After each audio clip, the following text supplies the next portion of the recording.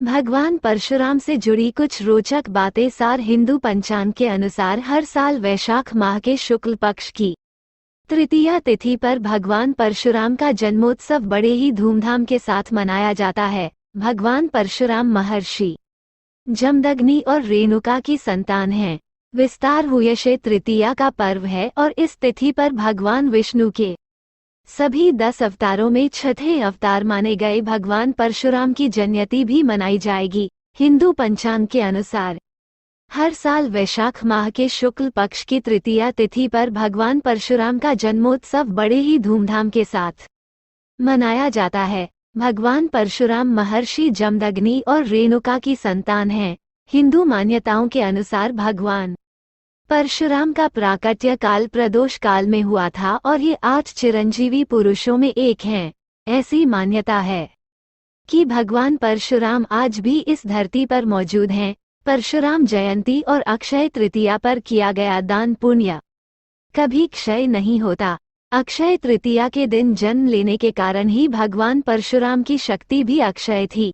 8 चिरंजीवियों में भगवान परशुराम समेत महर्षि वेदव्यास, अश्वत्थामा, राजा बलि, हनुमान, विभीषण, कृपाचार्य और ऋषि मार्कंडेय हैं जो आज भी इस कलयुग में विचरण कर रहे हैं। शास्त्रों में अष्ट चिरंजीवियों का वर्णन कुछ इस तरह से मिलता है। अश्वत्थामा बलिव्यासो हनुमांश्च विभीषण कृप परशुरामश्च सप्तैत चिरजीविन सप्तैतान् संस्मर नित्यं मार्कंडेयं थाष्टमं जीवेद्वर्षष्टम सोपी सर्वव्याधि विवर्जित। अर्थात अश्वत्थामा, दैत्यराज बलि, वेद व्यास, हनुमान, विभीषण, कृपाचार्य, परशुराम और मार्कंडेय ऋषि, इनका रोज सुबह जाप करना चाहिए।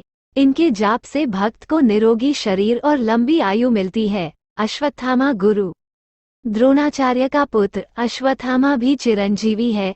शास्त्रों में अश्वत्थामा को भी अमर बताया गया है। राजा बलि भक्त प्रहलाद के वंशज हैं। राजा बलि भगवान विष्णु के भक्त राजा बलि भगवान वामन को अपना सब कुछ दान कर महादानी के रूप में प्रसिद्ध हुए।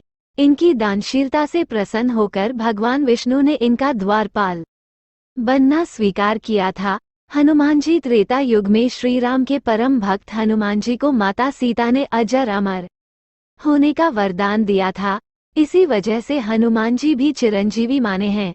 ऋषि मार्कंडेय भगवान शिव के परम भक्त ऋषि मार्कंडेय अल्पायु थे, लेकिन उन्होंने महामृत्युंजय मंत्र सिद्ध किया और वे चिरंजीवी बन गए। वेद व्यास चारों वेदों ऋग्वेद, अथर्ववेद, सामवेद और यजुर्वेद का संपादन और 18 पुराणों के रचनाकार हैं। परशुराम भगवान विष्णु के दशावतारों में एक हैं। परशुराम जी ने पृथ्वी से 21 बार अधर्मी क्षत्रियों का अंत किया गया था। विभीषण रावण के छोटे भाई और श्रीराम के भक्त विभीषण भी चिरंजीवी हैं। कृपाचार्य महाभारत काल में युद्ध नीति में कुशल होने के साथ ही परम तपस्वी ऋषि है। कृपाचार्य कौरवों और पांडवों के गुरु है। राम से परशुराम बनने की कथा भगवान परशुराम का जन्म माता रेणुका की कोख से हुआ था। जन्म के बाद इनके माता पिता ने इनका नाम राम रखा था। बालक राम बचपन से ही भगवान शिव के परम भक्त थे।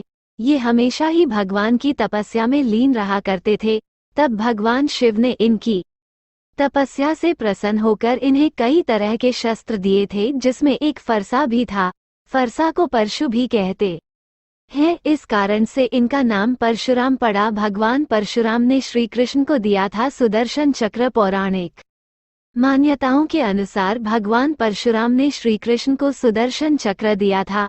दरअसल गुरुकुल में शिक्षा ग्रहण के दौरान भगवान कृष्ण की मुलाकात परशुराम जी से हुई। तब उन्होंने भगवान कृष्ण को सुदर्शन चक्र दिया था। पृथ्वी को 21 बार किया था। क्षत्रिय विहीन परशुराम जी का जन्म ब्राह्मण कुल में हुआ था, लेकिन उनका ये अवतार बहुत ही तीव्र, प्रचंड और क्रोधी स्वभाव का था। भगवान परशुराम ने अपने माता पिता के अपमान का बदला लेने के लिए इस पृथ्वी को 21 बार क्षत्रियों का संहार करके विहीन किया था। इसके अलावा अपने पिता की आज्ञा का पालन करने के लिए अपनी माता का भी वध कर दिया था। लेकिन वध करने के बाद पिता से वरदान प्राप्त करके फिर से माता को जीवित कर दिया था।